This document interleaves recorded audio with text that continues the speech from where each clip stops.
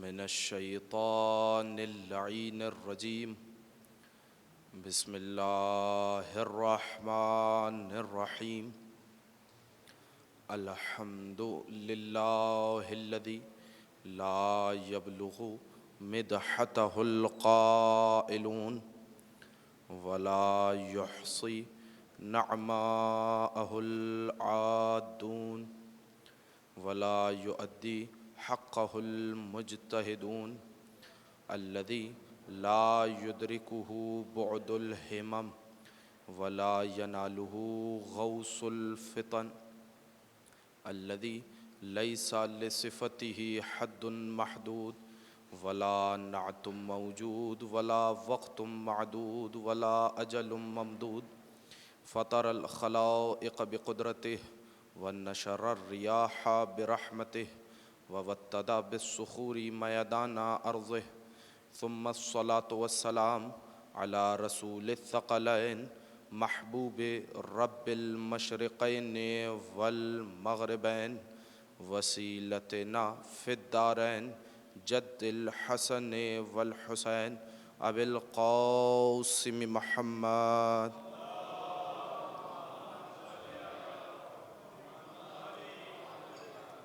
وأهل بيته الطيبين الطاهرين المعصومين المنتجبين المنتخبين المظلومين لا سيما بقية الله في الأرضين ولعنة الدائمة الباقية المستمرة على أعدائهم أجمعين من الآن إلى قيام يوم الدين أما بعد فقد قال الله تبارك وتعالى فی کلامہ المجید وفرقانہ الحمید وقولہ الحق بسم اللہ الرحمن الرحیم وسیق الذین اتقوا ربهم الی الجنة زمرا صلوات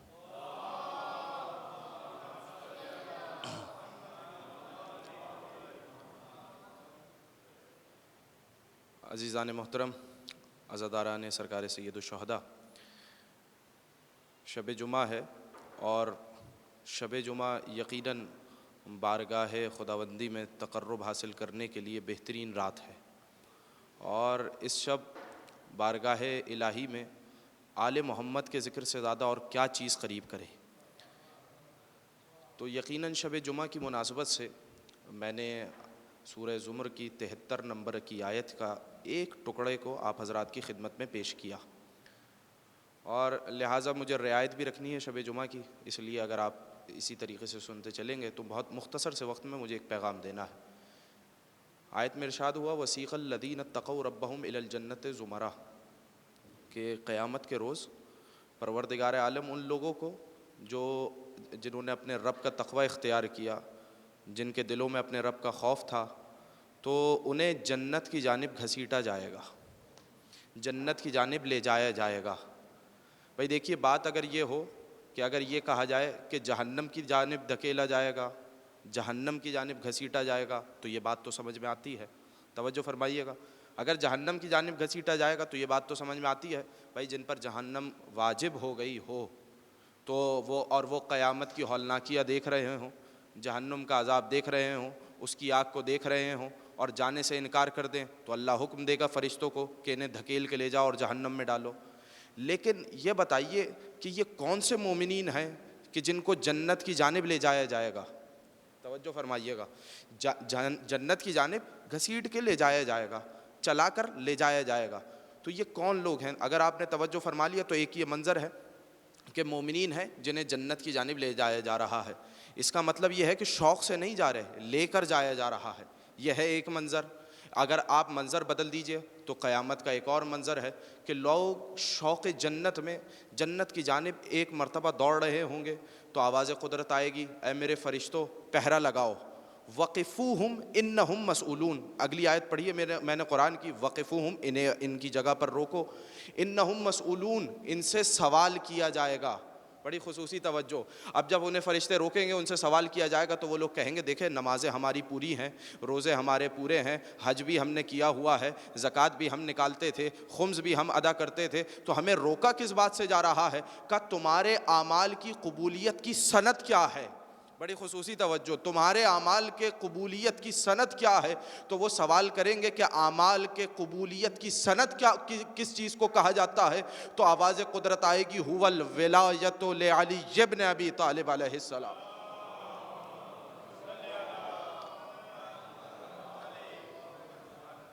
یہ ولایت علی ابن ابی طالب ہے کہ جس کے بارے میں سوال کیا جائے گا۔ وقفوہم، انہیں روکو، انہیں روکو اور ان سے سوال کرو۔ اچھا اب لفظ کیا ہے؟ انہم مسئولون، بڑی خصوصی توجہ۔ دیکھیے ایک آیت دوسری آیت کی تفسیر کرتی ہے، تو میں نے یہ دو آیتیں آپ حضرات کی خدمت میں پیش کی، ایک اور تفسیر کی جہت سے ایک اور آیت پیش کروں گا یہاں پر، لیکن اگر آپ توجہ فرما لیں یہیں سے بات گفتگو آگے بڑھ جائے گی۔ وقفوہم انہم مسئولون، انہیں روکو، ان سے سوال کیا جائے گا۔ مسئول، سائل سوال کرنے والا، مسئول جس سے سوال کیا جائے، جس سے سوال پوچھا جائے۔ انہیں روکو، ان سے سوال کیا جائے گا۔ یہ لوگ جنت کی طرف جا رہے ہیں اور ان سے روک کر سوال کیا جا رہا ہے۔ اب قرآن میں سورہ تکاثر موجود ہے، 8 ہی آیتیں ہیں، اس کا آخری آیت ہے ثم لتسألن یومئذ عن النعیم۔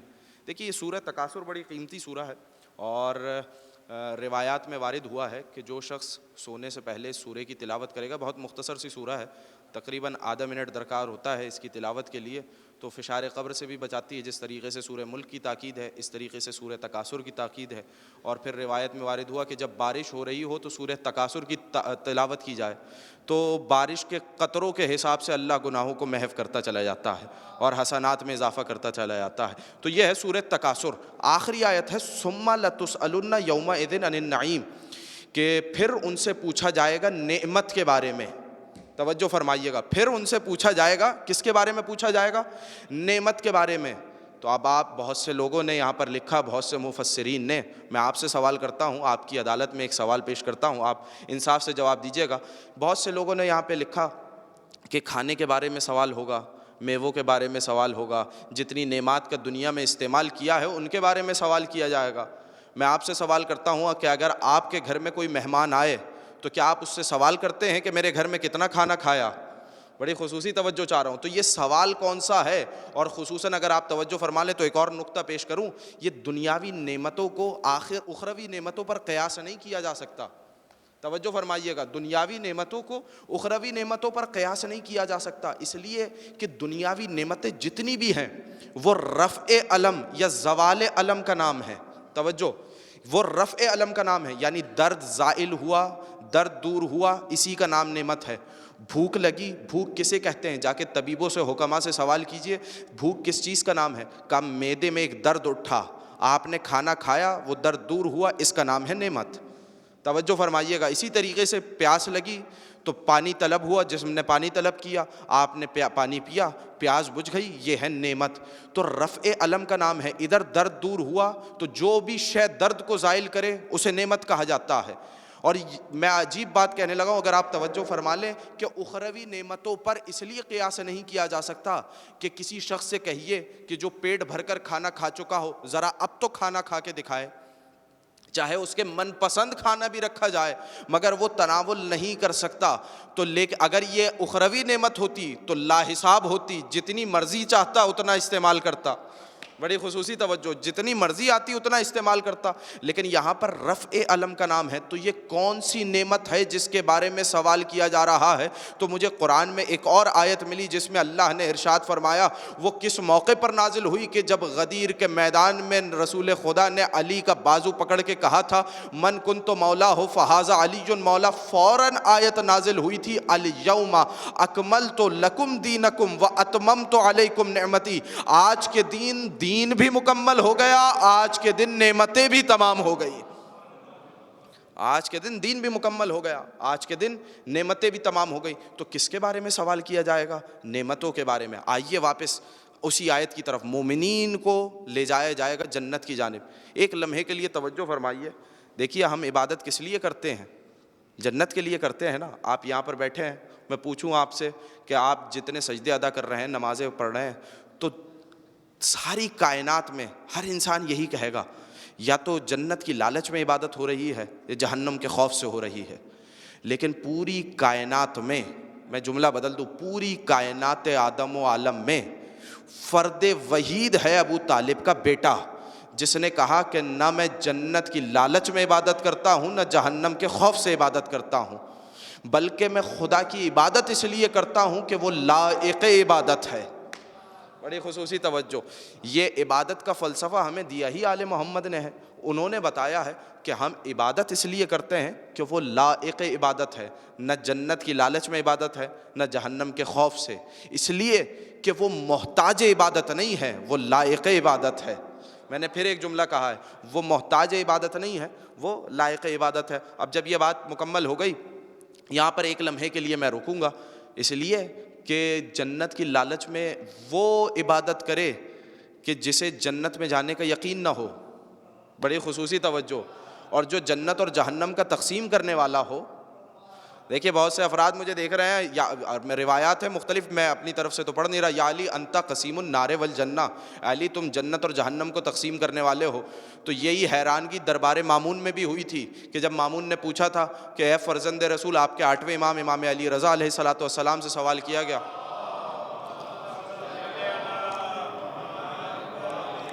ان سے سوال کیا گیا کہ مامون نے کہا کہ یہ روایت ٹھیک ہے، یہ حدیث ٹھیک ہے کہ علی جنت اور جہنم کے تقسیم کرنے والے ہیں؟ کہا بالکل درست ہے۔ کہا اس کا مطلب کیا ہے؟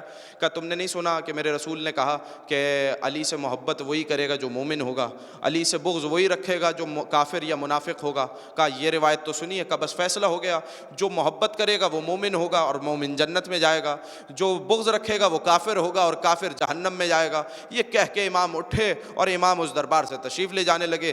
اتنے میں مولا کا ایک چاہنے والا بھی دربار میں موجود تھا، وہ بھی امام کے ساتھ ساتھ نکلا، اور ایک مرتبہ رستے میں فرزند رسول کے ہاتھوں پہ بوسہ دے کے کہنے لگا، فرزند رسول آج تو کمال کر دیا، کیا عمدہ جواب دیا ہے۔ دربار پہ سکوت طاری ہو گیا، کسی میں ہمت نہ تھی کہ وہ آپ کے جواب پہ کوئی سوال قائم کر سکتا، آپ کے جواب کو باطل کر سکتا۔ تو ایک مرتبہ جلال آیا فرزند رسول کے چہرے پر اور کہا خاموش ہو جاؤ، یہ میں نے اس کے ظرف کے مطابق جواب دیا تھا، وگرنہ حقیقت میں قیامت کے روز ہوگا یہ کہ میرے جد علی ابن ابی طالب پلے صراط پہ کھڑے ہو کر جہنم کو خطاب کر کے کہیں گے کہ ھذا لی و ھذا لک، اے جہنم یہ تیرا ہے، اے جہنم یہ میرا ہے۔ حقیقت یہ ہے، یہ ہے محبت علی ابن ابی طالب۔ لیکن سوال اپنی جگہ پہ برقرار ہے، اور وہ سوال کیا ہے کہ جہنم میں لے جایا کیوں جائے گا؟ بس یہ بات پہنچ جائے تو میری گفتگو مکمل ہو گئی، اور میں آپ سے اجازت چاہوں گا۔ وسیق الذین اتقوا ربہم الی الجنۃ زمرا، جنت کی جانب کھینچا جائے گا، جنت کی جانب لے جایا جائے گا۔ تو ہوگا کیا؟ تو ایک روایت ملی، اس میں ہوگا یہ کہ قیامت کے روز مومنین درخواست کریں گے بارگاہ الہی میں کہ ہمیں سید الشہداء کی زیارت نصیب فرما۔ بڑی خصوصی توجہ، دیکھیے اپنا مقام، اپنی منزلت پہچانیے۔ ہوگا کیا؟ ہوگا یہ کہ زیارت کی دعا کریں گے اور سید الشہداء تشریف لائیں گے، مومنین کے گرد حلقہ بگوش ہوں گے، مومنین ان کے گرد حلقہ بنائے ہوئے بیٹھے ہوں گے، اور یہ ملاقات اتنی طولانی ہو جائے گی کہ اللہ کو فرشتوں کو حکم دینا پڑے گا کہ ان مومنین کو لے جاؤ اور جنت میں داخل کرو۔ بڑی خصوصی توجہ، تو یہ ہے زیارت حسین، اور یہ میں نے اسی لیے چنا کیونکہ شب جمعہ بھی ہے، آپ حضرات کے علم میں بھی ہے کہ آج کے دن زیارت وارثہ، زیارت عاشورہ کی بھی تلاوت کی جاتی ہے۔ تو ایک جملہ بس سن لیجئے، یہ ہے زیارت سید الشہداء، کہ قیامت کے روز مومنین سید الشہداء کی زیارت میں اتنا محو ہو جائیں گے کہ اللہ حکم دے گا فرشتوں سے کہ انہیں جنت میں داخل کرو، وگرنہ آپ کو نہیں ملے گا۔ ہر شخص ہے جنت میں جانا، نعمت حاصل کرنا کسے پسند نہیں ہے؟ جب اذن حاصل ہوگا کہ جاؤ جنت میں، تو کون ہے ایسا شخص جو جنت میں نہیں جائے گا؟ ہاں، لیکن جنت کے مقابل میں اگر حسین آ جائے تو مومنین جنت کو بھول جائیں گے، سید الشہداء کی زیارت کے لیے مصروف ہو جائیں گے۔ یہ عجیب شے ہے زیارت سید الشہداء، قسم بخدا یہ عجیب شے ہے۔ میں روایت کے جملے پڑھ دیتا ہوں، اس لیے کہ جو زائر کربلا میں سید الشہداء کی زیارت کے لیے جاتا ہے تو ایک ندا آتی ہے، استقبال کے لیے کون آتا ہے؟ میں عجیب جملہ کہنے والا ہوں، اب تک آپ نے سنا نا کہ فرشتے بھی استقبال کے لیے آتے ہیں، منصور نامی فرشتہ بھی ہوتا ہے۔ صرف فرشتے استقبال کے لیے نہیں آتے، امام حسین خود استقبال کے لیے آتے ہیں۔ امام حسین خود استقبال کے لیے آتے ہیں، اور آنے کے بعد دعا کرتے ہیں اور کہتے ہیں اے میرے نانا، یہ میرا زائر ہے، یہ میری زیارت کے لیے آیا ہے، اس کے حق میں دعا فرما دیں۔ نانا دعا فرماتے ہیں، پھر بابا کی قبر کی جانب نجف اشرف رخ کر کے کہتے ہیں بابا اتنی صعوبتیں برداشت کر کے، اتنی مشکلیں اٹھا کر یہ میرا زائر ہے جو میری زیارت کے لیے آیا ہے، اس کے حق میں دعا فرما دیں۔ امیر المومنین دعا فرماتے ہیں۔ اس کے بعد امام حسن کی قبر کی جانب متوجہ ہوتے ہیں کہ بھیا حسن یہ میرا زائر ہے، اس کے حق میں دعا فرما دیں۔ تو امام حسن دعا فرماتے ہیں۔ اب میں ایک جملہ کہوں، جو رونے کے لیے آیا اس کے لیے جملے کافی ہوں گے، لیکن آہستگی سے سنیے گا۔ اور وہ جملہ یہ ہے کہ میں پنجتن دعا کر رہے ہیں نا، لیکن کیا جناب زہرا بھی دعا کرتی ہیں؟ ان کی قبر کا بھی رخ کرتے ہیں؟ روایت کے جملے یہ ہیں کہ زائر حسین کے حق میں دعا کرنے کے لیے جناب زہرا خود اس کے استقبال کے لیے آتی۔ اجرکم اللہ۔ یہ ہے زیارت سید الشہداء۔ ابھی چند جملے ہیں جو میں نے آرام سے بیان کرنے ہیں، اس لیے کہ بس آپ کی آنکھوں میں آنسو آ گئے، لیکن یہ چند جملے ہیں جو مجھے بیان کروں گا اور اسی پہ انشاءاللہ گفتگو تمام ہو جائے گی۔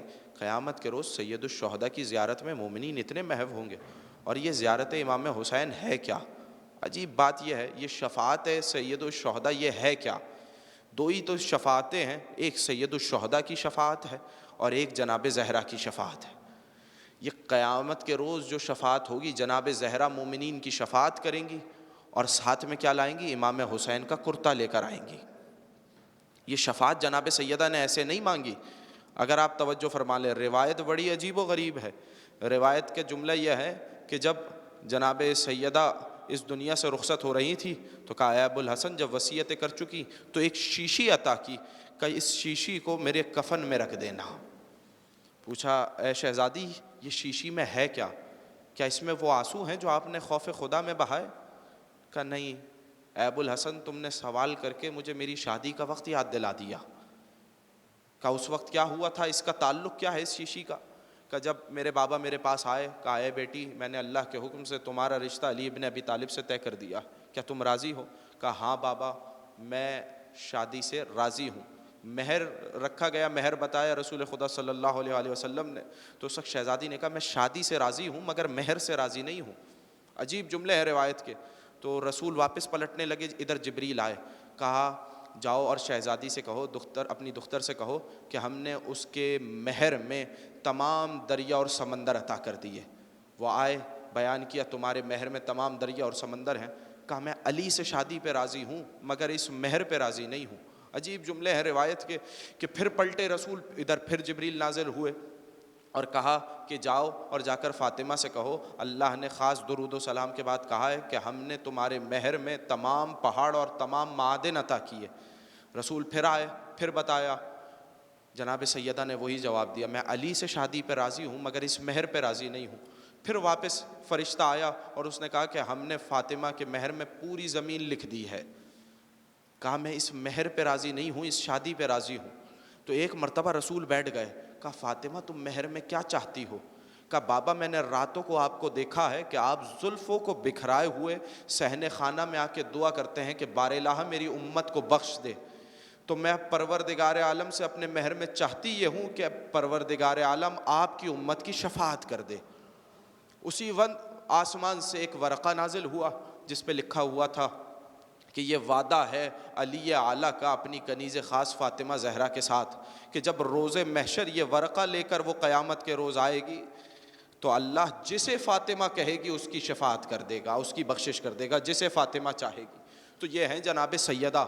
اور عجیب منزلت یہ ہے کہ جب قیامت کے روز تشریف لائیں گی نا تو ایک منادی ندا دے گا غضوا ابصارکم، اپنی نگاہوں کو جھکا لو اس لیے کہ رسول کی اکیلی مظلومہ بیٹی زہرا آ رہی۔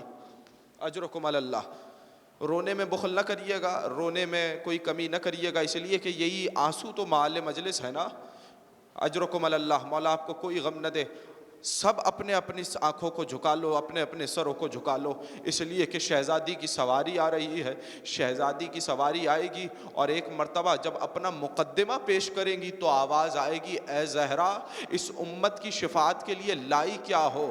تو ایک مرتبہ جناب زہرا جواب میں کہیں گی ہاذان یدان مقطوعتان لولدی العباس، میں اس امت کی شفاعت کے لیے اپنے بیٹے عباس کے بازو لے کر آئی ہوں۔ اجرکم اللہ، اجرکم اللہ۔ بس 2 جملے پڑھوں گا اور آپ کی زحمتوں کو تمام کر دوں گا۔ صرف عباس کے بازو نہیں لائیں گی بلکہ اور بتاؤں کیا کیا لائیں گی؟ کندھے پر حسین کا خون بھرا کرتا ہوگا۔ اجرکم علی اللہ. یہ کون سا کرتا ہے آپ کے ذہنوں میں آیا جسے زہرا سیتی جاتی تھی، کہتی جاتی تھی اے زینب وقت آخر میں تو نہ ہوں گی، لیکن جب حسین آخری رخصت کے لیے آئے تو اسے میری جانب سے یہ کرتا عطا کر دینا. یہ وہی کرتا تھا کہ جسے شام کے سے لے کر آئی ہے اور جناب زینب نے واپس آ کر اپنی ماں کی قبر پہ ڈال دیا. کہا ماں جو بچ گیا ہے وہ واپس لائی ہوں. اجرکم علی اللہ، اجرکم علی اللہ. صرف خون بھرا کرتا نہیں ہوگا. بس آخری جملہ سن لیجئے گا، اس کے بعد آپ کی مرضی ہے، جیسے چاہے گریہ کیجئے. خدا آپ کی توفیقات میں اضافہ فرمائے، آپ کو کوئی غم نہ دے سوائے غم مظلوم کربلا کے. جناب زہرا مقدمے کے لیے جب آئیں گی نا تو ہاتھوں میں محسن کی لاش ہوگی، انگلیاں تھامے ہوئے سکینہ ہوگی، اور واہ حسینہ کہتی ہوئی آئیں گی. کہیں گی پروردگار تجھے میرے بیٹے حسین کے قتل کا واسطہ میرے بابا کی امت کی شفاعت فرما. وَسَيَعْلَمُ الَّذِينَ ظَلَمُوا أَيَّ مُنْقَلَبٍ يَنْقَلِبُونَ. بار الہ ہماری اس عبادت کو اپنی بارگاہ میں قبول فرما. ہمیں کوئی غم نہ دے سوائے غم مظلوم کربلا کے. بار الہ جئیں تو محبت اہل بیت پر، موت آئے تو محبت اہل بیت پر. بار الہ جتنے مومنین اس فرش مجلس پر تشریف فرما ہے، میں گزارش کروں گا ان روتی آنکھوں کے ساتھ، بار الہ تیری بارگاہ میں یہ ہاتھ بلند کر کے دعا مانگ رہے ہیں، اس بی بی کا واسطہ جس نے بعد رسول ایک ہاتھ سے دعا مانگی ہے، ان کے ہاتھوں کو خالی واپس نہ جانے دینا. بار الہ انہیں اس وبا سے محفوظ فرما، اس وبا کا خاتمہ فرما. جو مومنین مقروض ہیں ان کے قرض ادا فرما، جو پریشان حال ہیں ان کی پریشانیوں کو دور فرما. بار الہ جو بے روزگار ہیں ان کو روزگار عطا فرما، جو صاحب روزگار ہیں ان کے روزگار میں وسعت عطا فرما. بار الہ دعائے صحت کی التماس بھی ہے، تمام مومنین و مومنات کی صحت کاملہ عاجلہ عطا فرما. خصوصاً افضل علی فاضل صاحب علیل ہیں، بار الہ اس ذکر کا صدقہ انہیں صحت کاملہ عاجلہ عنایت فرما. اور جو مومنین حج و زیارات کے متمنی ہیں انہیں حج و زیارات نصیب فرما. قائم آل محمد کا جلد ظہور فرما، ہمیں ان کے اعوان و انصار میں شمار فرما. آپ حضرات سے گزارش ہے کہ ایک مرتبہ سورہ فاتحہ کی تلاوت فرمائیے.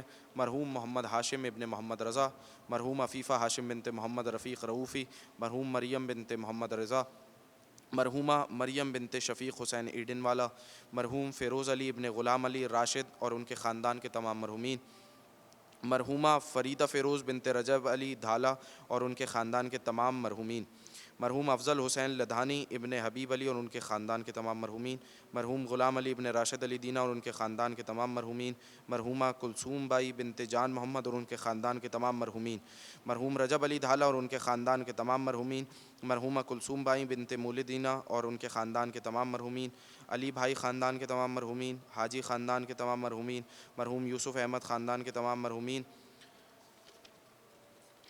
راجپار خاندان کے تمام مرحومین، داتار دینا خاندان کے تمام مرحومین، بند خدا کے تمام مرحومین، علی بھائی رتن سی خاندان کے تمام مرحومین، مرحوم محمود شوکت علی حاجی اور ان کے خاندان کے مرحومین، سومجی خاندان کے مرحومین، فرشتہ خاندان کے تمام مرحومین، روہیل خاندان کے تمام مرحومین، پنجو خاندان کے تمام مرحومین، مرحوم اکبر علی قاسم علی شیوجی اور ان کے خاندان کے تمام مرحومین، تمام مومنین و مومنات اور شہدائے ملت جعفریہ کے لیے سورۃ المبارکۃ الفاتحہ.